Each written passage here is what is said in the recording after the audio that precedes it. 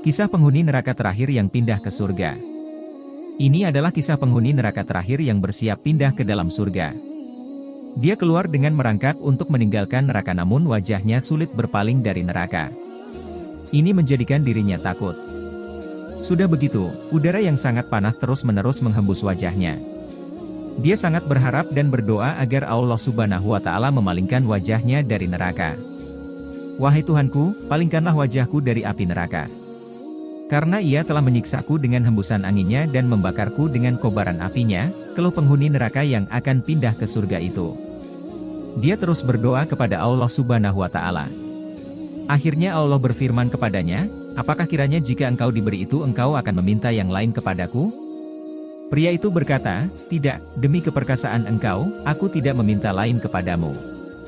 Dia pun mengajukan kepada Rabb-Nya berbagai janji dan bukti apa saja yang dikehendaki. Allah Subhanahu wa Ta'ala lantas memalingkan wajahnya dari api neraka. Allah memberi pembatas antara dirinya dan apa yang datang kepadanya berupa azab, sehingga wajahnya menghadap ke surga. Pria ini diam sebagaimana yang dikehendaki Allah untuk diam. Dia mengingat semua janjinya bersama Rabb-Nya untuk tidak meminta kepadanya selain apa yang telah dia minta. Akan tetapi, kesenangannya dekat dengan surga dan bersukaria dengan para penghuninya terus membesar di dalam dirinya. Hal itu terus saja demikian sehingga mendorongnya berdoa kepada Rabb-Nya seraya memohon kepadanya sudi kiranya mendekatkan dirinya ke pintu surga. Allah Subhanahu wa Ta'ala mencelanya karena tidak memenuhi apa-apa yang sudah dijanjikan. Allah mencerca dan memburukannya seraya berfirman, bukankah engkau telah memberikan janji-janji dan bukti-bukti bahwa engkau tidak akan meminta apapun kepadaku selama-lamanya selain yang telah diberikan kepadamu? Celaka engkau wahai anak Adam dan alangkah gombal janjimu. Akan tetapi pria itu terus berdoa, memohon dan berharap.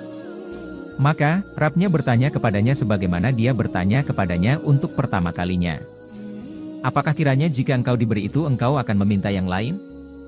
Dia menjawab sebagaimana yang pertama. Tidak, demi keperkasaan engkau, aku tidak meminta lain kepadamu. Dia pun mengajukan kepada Rabb-Nya berbagai janji dan bukti apa saja yang dikehendaki. Dia lantas dibawa ke pintu surga. Ketika dia berdiri di depan pintu surga, pandangannya tertuju kepada apa-apa yang ada di dalamnya berupa kesenangan dan kebahagiaan. Dari seberang pintunya dia melihat sungai-sungai yang mengalir, taman-taman yang lebat, dan mungkin dia juga mendapatkan keharuman semerbak aroma udara yang sangat sejuk, hembusan angin, juga melihat para penghuninya bergelimang nikmat. Maka, dia diam sebagaimana dikehendaki oleh Allah untuk diam. Pada akhirnya takaran keinginannya menjadi penuh, sedangkan kesabarannya menjadi habis.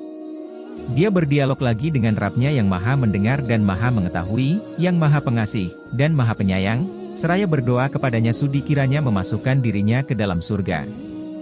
Maka Allah berfirman kepadanya, celaka engkau wahai anak Adam dan alangkah gombal janjimu. Maka, dia berkata kepada Rabb yang maha perkasa, wahai Rabb-Ku, aku pasti tidak akan menjadi makhluk yang paling sengsara. Pada akhirnya, datang kepadanya jalan keluar.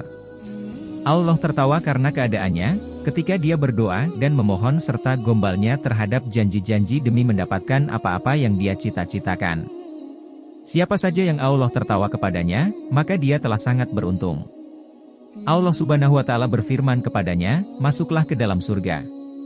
Dengan demikian, maka cita-citanya menjadi kenyataan dan balas sirna dari dirinya dan Allah mencurahkan kepada dirinya ridha-Nya. Barang siapa dijauhkan dari neraka dan dimasukkan ke dalam surga, maka sungguh dia telah beruntung.